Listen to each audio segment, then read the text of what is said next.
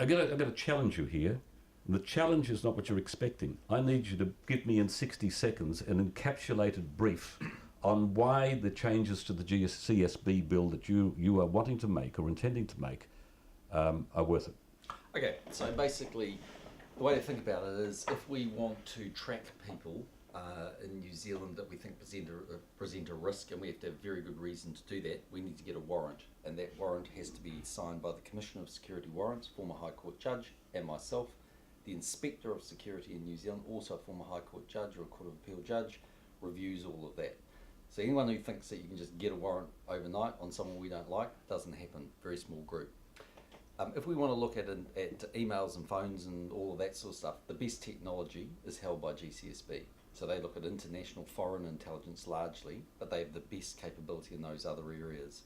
So the way to think about this is GCSB over the last, well, really 20 years, but certainly the last decade since the legislation passed under Helen Clark, has provided outsourced support, looking after those phones, emails, that sort of stuff, for basically SIS, Defence and Police. So nothing new there. So all we are doing is legally saying, because there was some ambiguity in the law, we should be able to do that. Secondly, we are toughening up considerably the oversight, and we're actually narrowing the breadth of what they can actually do, because previously it was very opaque and they could do what they like. Why do we need it? One, because there are people, and I know it's very inconvenient for people when I say this, but there are people who present a risk to New Zealand, and we need to monitor them.